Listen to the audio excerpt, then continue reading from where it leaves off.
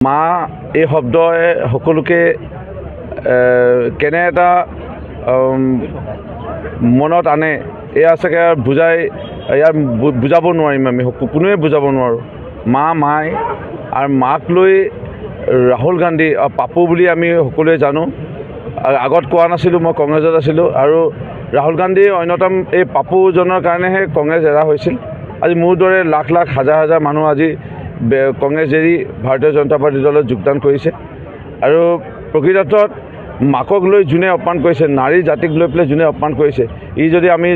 ৰাৱণৰ যদি চাওঁ ৰাৱণো ধ্বংস হৈছিল বা নাৰী জাতিক অপমান কৰি ইয়াৰ যদি আমি আকৌ চাওঁ যিকোনো চিনেমাৰ আমি হিৰোৰ বা গুণ্ডাৰ যদি কাৰোবাৰবোৰ চাওঁ তাতো একেই দেখা পাম যেতিয়া ভিলেনজনে এই নাৰীক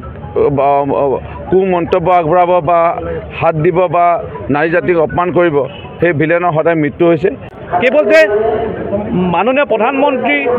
নৰেন্দ্ৰ মোদীৰ মাতৃক অপমান কৰিছে তেনেকুৱা নহয় যে প্ৰত্যেককে মাতৃক অন্তৰত দুখ প্ৰকাশ কৰিছে কাৰণ আমি সনাতনী হিন্দু সংস্কৃতিক বিশেষভাৱে ভাৰতীয় জনতা পাৰ্টীয়ে ভাৰত মাতা আপোনালোকে চাওক আমাৰ দেশখনকো আমি মাতৃ বুলি কওঁ আমি প্ৰত্যেকে মাতৃক আমি সন্মান কৰোঁ আৰু আজি মাননীয় প্ৰধানমন্ত্ৰী নৰেন্দ্ৰ মোদী ডাঙৰীয়াই কৈছে যে যি মাতৃ শৰীৰ আজি বৰ্তমান পৃথিৱীত নাই তেওঁলোকক যে সেই অপমান কৰিবলৈ তেওঁলোকে যে লজ্জাবোধ কৰা নাই তাতকৈ আৰু দুৰ্ভাগ্যজনক কথা একো হ'ব নোৱাৰে আজিৰ দিনত কংগ্ৰেছ দলটো এটা ফাৰ্ষ্ট্ৰেটেড দল আমাৰ ভাৰতীয় জনতা পাৰ্টীয়ে আমাৰ ভাৰতীয় সংস্কৃতি আৰু ভাৰতীয় পৰম্পৰাত বিশ্বাস কৰে আমি ভাৰতীয় পৰম্পৰাত মাতৃজাতিক আমি শক্তিৰ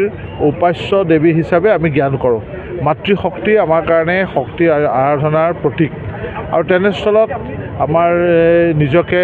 আমাৰ কংগ্ৰেছৰ এগৰাকী নেতা ৰাহুল গান্ধী ডাঙৰীয়াই নিজকে কেতিয়াবা ভাৰতীয় সংস্কৃতিৰ উপাস্য দেৱতাসকলক কেতিয়াবা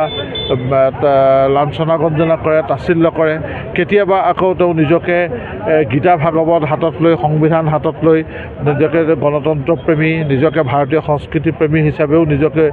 দেখুৱাবলৈ যায় আৰু তেনেস্থলত তেওঁ আমাৰ ভাৰতবৰ্ষৰ মাননীয় প্ৰধানমন্ত্ৰী নৰেন্দ্ৰ মোদী ডাঙৰীয়াৰ প্ৰয়াত মাতৃদেৱীক যিগৰাকী প্ৰয়াত হ'ল পৰলোক প্ৰাপ্তি ঘটিলে যাৰ বকুণ্ঠী হ'ল তেখেতক প্ৰকাশ্যভাৱে ৰাজহুৱাভাৱে অপমান কৰি সমগ্ৰ মাতৃশক্তিক তেখেতে ভাৰতৰ মাতৃশক্তিক অপমান কৰিছে।